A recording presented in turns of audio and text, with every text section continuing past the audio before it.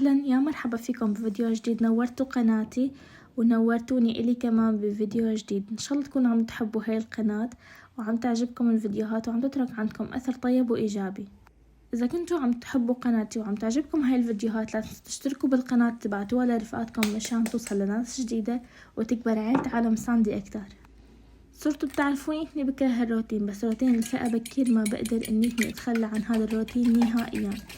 فمثل كل يوم فقت الصبح صليت الصبح، مشيت ابني على الروضة ووصلته ورجعت على البيت. هلا عم بعمل فطور لإلي جا عبالي كتير جرب الأومليت التركي أو العجة بالبيض.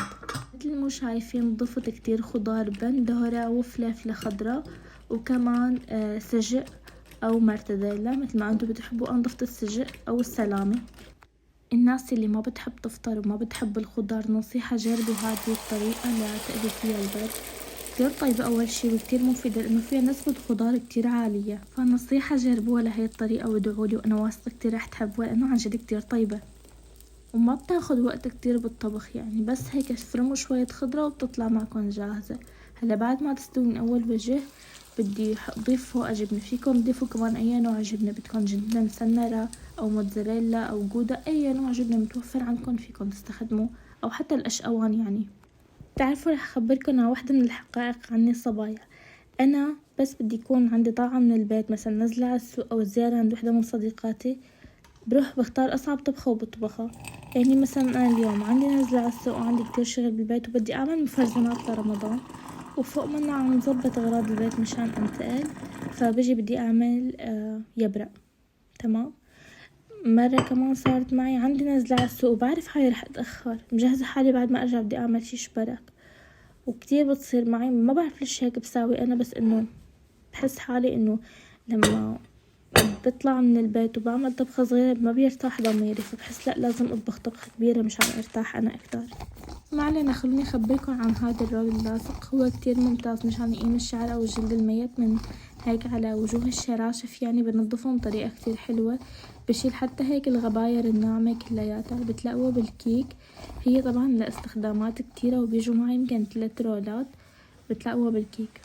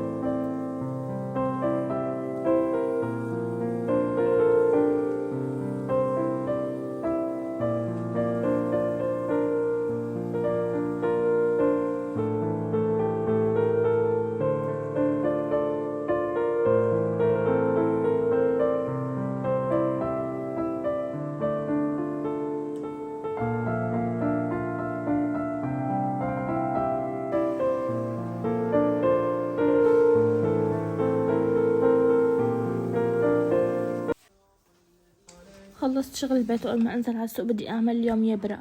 مو بس بدي اطبخ يبرق لغدا، يعني بدي اعمل قسم منه مفرزن لرمضان.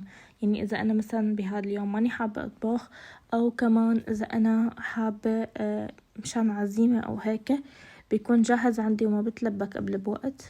بس النقطة اللي محتارة فيها انه خايفة اذا فرزت اليبرق وهو مانو مطبوخ يقوم يتكسر الرز. فاكتبوا لي رأيكم بالتعليقات لانه انا فعلا محتارة. لحشوة اليبرق ما بحط كتير إضافات، فلفل أسود وفلفل أبيض، توم وملح ونعناع وزيت زيتون بس.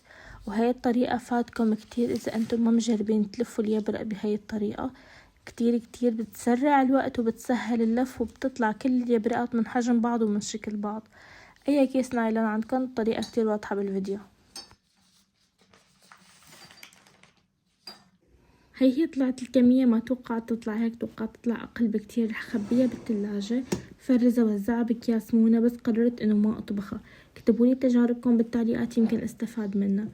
هلا نحنا ما بنطبخ المحشي أو اليبرق بكتير بهارات، بس ملح وتوم ونعنع وحامض وفقط وزيت زيتون، أو في عالم بتحطوا له دهنة بس أنا ما بحط له دهنة مشان ما يكون دسم ومضر زيادة، فبس رح احط له ملح وحامض وثوم ونعناع وخالصين. راح تضيفون على النار فورا. لسه في طنجرة كمان بس لسه ما طبقتها، وبعدها راح نتغدى وانزل على السوق مشان اخدكم جولة معي.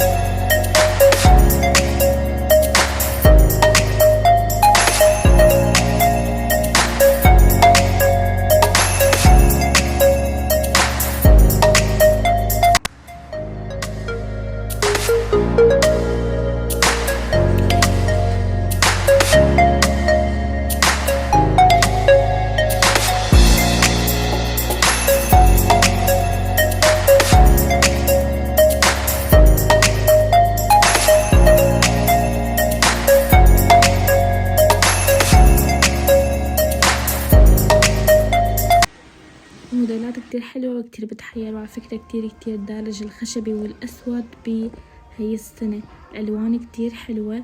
هذا طقم الكنبايات أنا كتير عجبني، بس عجبني منه لون تاني يلي هو الأزرق. اللون كان جدا مميز وكتير حبيته.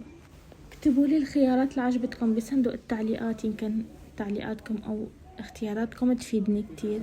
ولا تنسوا تشتركوا بالقناة تبعتوها لرفقاتكم، وكمان اكتبولي تعليق حلو من أناملكم الحلوة. تضلوا بألف خير وصحة وعافية، وإن شاء الله بشوفكم بفيديو كتير قريب وجديد، وتصبحوا على ألف خير.